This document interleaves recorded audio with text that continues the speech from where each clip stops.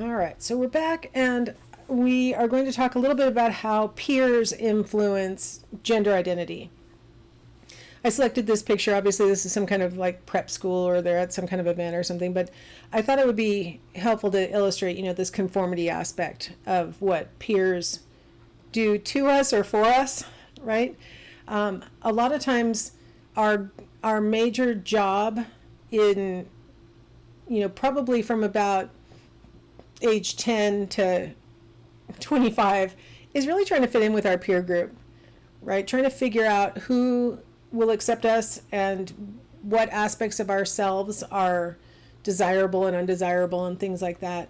A lot of times we get messages from our peers that our natural self is not desirable, and then we have, some dysfunction that can come from that, right? Where we feel like we've been bullied or not valued, or that we've been picked on, things like that. And peers can do that to us without meaning to. A lot of times they think they're just making a funny joke, or they whatever, and of course it stabs you in the heart. It's a cauldron when we're with a bunch of people of our same age, because really everybody's trying to figure out how to act and things like that, and a lot of times there are really horrible missteps that happen with our peers, and then you pile onto that our natural tendency to want to fit in, and it can be very disheartening. There was this message that was it was on TV. What do you call those? Like they're commercials that are supposed to help people. I can't think of what we call those. Anyway. You guys probably don't know anyway, because who watches TV anymore, right?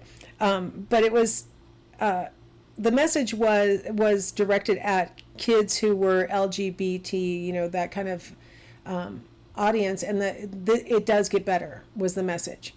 And it's such a powerful message for all kids, honestly, that someday you will not be in this cauldron of everybody who's trying to fit in.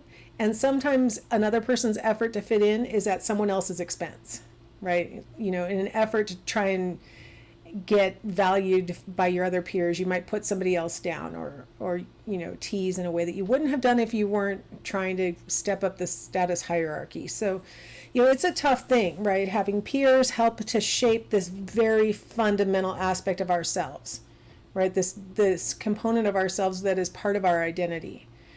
And it's one of those topics that if you deviate, you can end up being the object of teasing and scorn from your peers. Because one of the things that seems to be the goal of any peer group is to sort of get everybody on the same page. It's like this little microcosm of culture.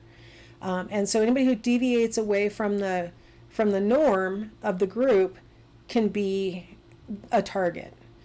And, it can be deviating on a lot of things, but of course we're talking about gender identity right now. So if you have a girl who's really interested in masculine things, that can be something that can be threatening to the other boys, especially if she's interested in it and doing better, right? Like that can be threatening, because anybody who's doing better can be a threat. If you have a boy who's interested in female things, I mean, that's really a person who's going to garner a lot of target. I think there's a lot more tolerance in our society in the U.S. for girls who behave in more masculine ways than there is for boys who act in more feminine ways. I think there's you get targeted a lot more if you're a boy who's non-normative in your interests or your choices of playmates and things like that. So peers oftentimes are trying to give an individual feedback about whether what they're doing is desirable or right or wrong or fitting the norms. And peer groups can be really rigid about their norms. We talked about different cultures having different strength in their norms. And peer groups a lot of times will have very strong norms, especially about gender identity. There's a lot of confusion about gender identity being intertwined with sexual orientation when it's not. And so a person of either sex who's behaving in ways that is stereotypically associated with the other sex, that has no, it doesn't have any relationship to sexual orientation, but in a kid's mind it can, and so they can give really negative feedback to a peer who is displaying behaviors that are cross-sex kind of behaviors. In a lot of ways, peers are more powerful than parents in this topic as well. Like as I was saying before, peers can be a lot more influential than parents on shaping gender identity. A lot of times when we talk about people whose gender identity is non-binary or is on the other side away from their sex or whatever, that the biggest risk is that their parents are going to reject them. But I think what most researchers have found is that the peer group is the one who has given the most vociferous, aversive, harmful kind of feedback to a person along the way that their behavior is inappropriate. And the person may have internalized, well, my parents would, if this is how my peers are, my parents will probably be even worse, when it might not be the case. Because peers can be really, really, really harsh. They can also be super encouraging of you behaving in ways that they want you to, right? Like think about it as a peer. When your friend or your classmate behaves in a way that's consistent with how you want to behave, it validates your own behavior. And so, yeah, they're going to be really encouraging if you're behaving in ways that they deem appropriate, because that means you're behaving in ways that they're behaving. And they're like, see, my behavior is right. And so there are a bunch of layers to why peers can be, really an effective source of like trying to shape a person into behaving in the way that the peer group's behaving. I mean, there's a lot of layers to that.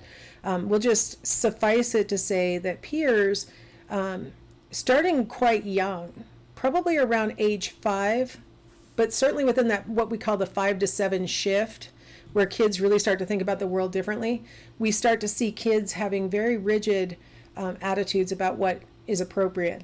Kids really around the age of 3 is when they start to somewhere between 3 and 4 is when they start to display what we call gender constancy, where they start to realize that the outward presentation of gender, so clothing or hairstyle or things like that, that those are temporary, that a person could cut their hair or grow their hair, that they could change their clothes, that these outward superficial cues are not really what what is important when determining a person's sex, but that really there is this biological basis for sex. But they, like all of us, they use outward cues to try and determine what a person's sex is. So they rely on gender cues. And so it's around 3 to 4 when kids realize that gender constancy, that even if you take a little boy and you put him into a dress, he's still a little boy. So little kids are not as rigid about their peers and what they like to do and those kind of, they're not as rigid. It's usually around kindergarten, first grade, when kids start to really give their peers feedback about whether they should be liking this color or they should be doing this game or whatever. I have 2 examples from my daughter's kindergarten experience that were really like, I'm a psychologist, and I was taken aback in my sort of like, wow, they're so young. I didn't think like this was really powerful. The first one was when my daughter wore her favorite blue t-shirt and jeans combo to school, and she came home and said she hates this shirt now.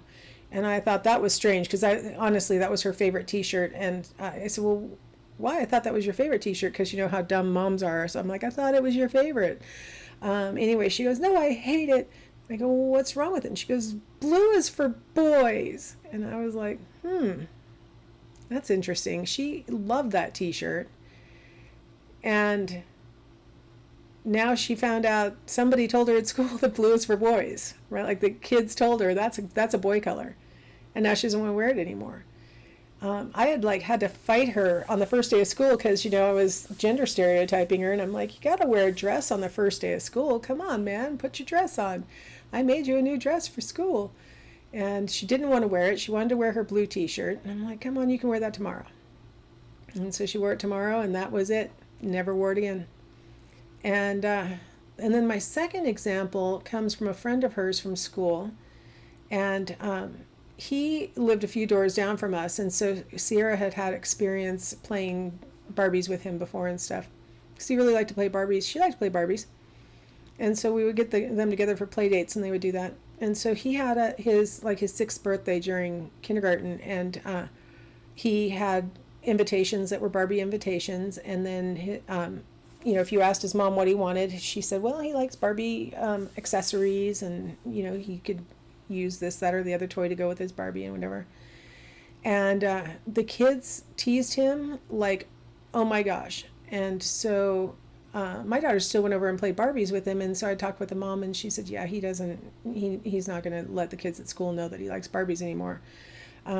So those are my 2 personal examples of, how powerful the peer group can be, and how, it's like one trial learning for these kids, that they know, well, don't do that in front of the other kids anymore.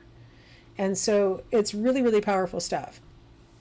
Speaking of school, though, teachers are really influential in the development of gender identity, norms surrounding gender. We're having a moment right now where teachers are calling the kids instead of boys and girls, and things to try and not be gender stereotyping and things. And that's probably a little off the deep end as far as what needed to have been done, because teachers were really shocked when some research came out that showed that teachers are very gender stereotyping, especially in the K through 6th grade years. They, on average, call on boys more often. They allow boys to interrupt more often. They expect girls to have neater homework than they expect the boys to have. I mean, just a lot of things that are subtle but consistent. And it wasn't a single teacher who was doing it. It was consistent research from consistent regions of the country, all over the place, different researchers using slightly different designs. All the converging evidence was pointing to the idea that, without probably intending to, teachers were setting up a norm that boys have more important things to say, and that girls should focus on details and things like that.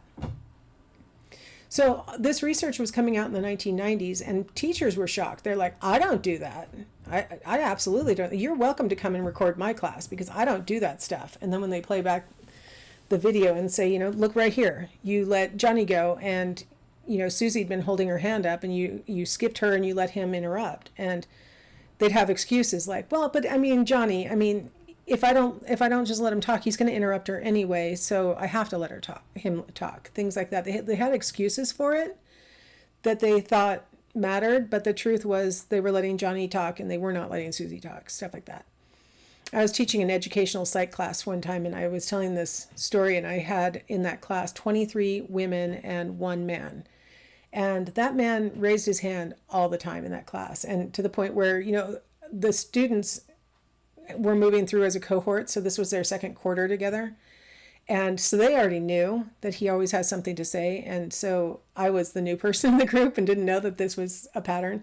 So they're rolling their eyes, oh, of course, he has a question and stuff. So I told that story, and then immediately his hand goes up, and he goes, it's really funny because I always feel like I don't get called on enough in these classes, and now I'm starting to wonder if maybe I'm wrong about that. And all the women just started laughing so hard, because they're like, you are wrong about that. But it's not just a K through 6 problem. Well, maybe it's the socialization occurs in the K through 6 years. And then by college and grad school, the expectations are present, and they just are. It is what it is kind of thing. Because a law school professor said, I know for a fact that I don't call on the guys, the men, more than I call on the women. I'm going to do my own little data collection. And, in law school, you have a seating chart, and the professor does this Socratic method where he calls on you and you have to know the answer to his question. But he also takes questions from the students. So he decided to make a little tick mark on the left if he takes a man's question, on the right if it's a woman's question. He was going to make sure that for every man question he takes, he's going to take a woman question, and he was not going to let anybody interrupt. Everybody had to have their hands up. He was just going to be completely gender neutral in his demeanor in the classroom. And he said, I feel like I'm in a perfect situation to do this, because exactly 50% of my class is female, and 50% is male. So this is going to be perfect. And I'm going to show that I'm completely egalitarian and that I always am. And this is, this is a problem in the K through 12 problem, is classroom. So he did his thing and he felt like everything went fine and nobody said anything to him about like, what are you doing or anything. But he said when he got his course evaluations back, the women were like, wow, this professor really listens, and he's, they thought he was so egalitarian. And the men thought that he had let the women run the class. So he realized that the expectation was present that men should be able to interrupt or that they should get their questions answered more readily. And that the women, when they were presented with somebody who didn't do that, they were like, wow, this is a shocking experience. And the men were like, this is horrible experience. So teachers, a lot of this is not on purpose. Others of it is kind of on purpose, where they offer the girls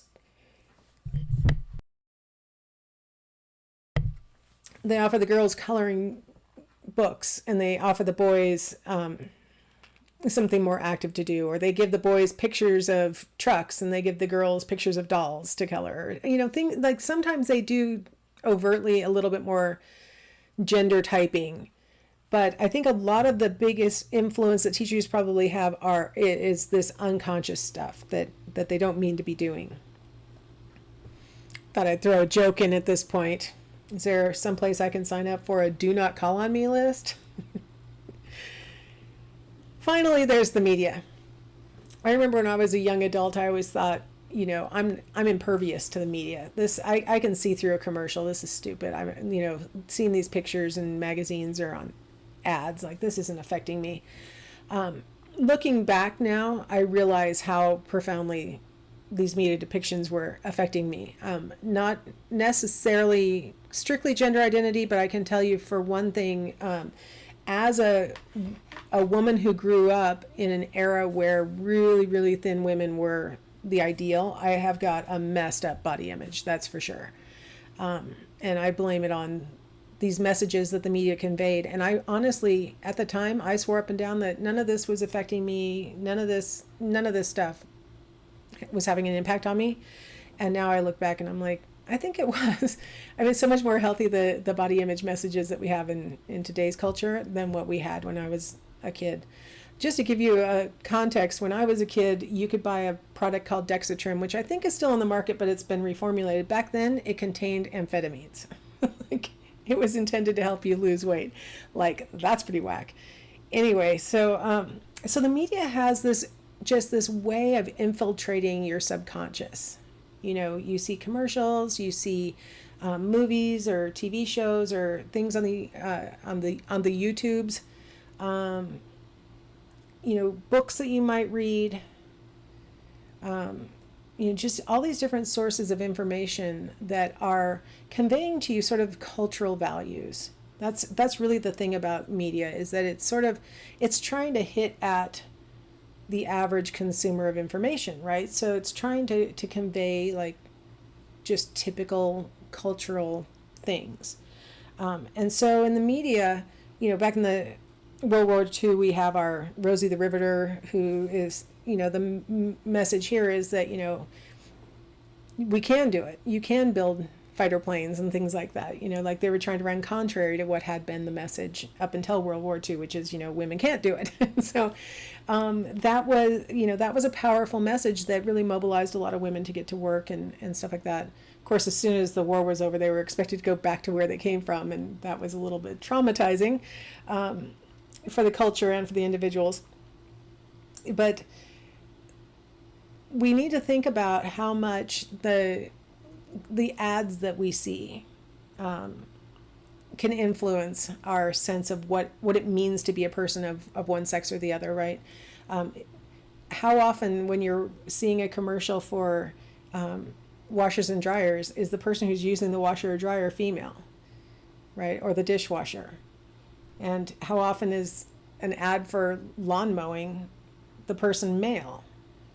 It's just these little subtle things that help us to, integrate into our sense of self that, well, men mow the lawn and women do the laundry, and like that's what we do.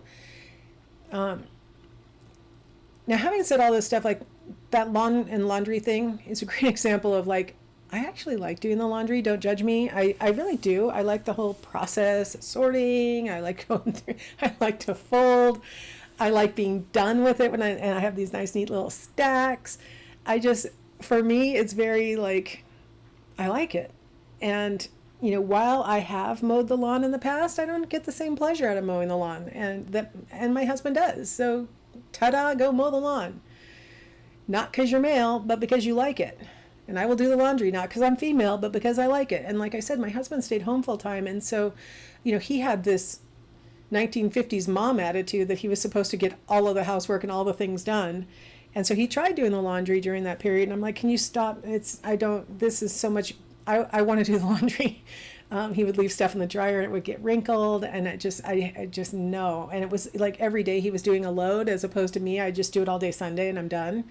And I'm like, I want all my stuff ready when the school week starts again and just let me do it. And, but see how he still had this role model kind of internalized, like if you're the one who stays home, you're supposed to take care of everything in the house. And so he felt like me taking the laundry back was because I was mad or something. And I'm like, no, I want to do it. It's really interesting what we internalize, isn't it? And so, so socialization happens at many levels. Lots of different people play a role in it. I think your textbook talks about this a little bit more coherently than I am, but because I'm kind of free associating on certain things. But the idea that gender identity is not something that you're born with, but instead it's you sort of internalizing all these different messages combined with what feels right to you that ultimately determines your own gender identity.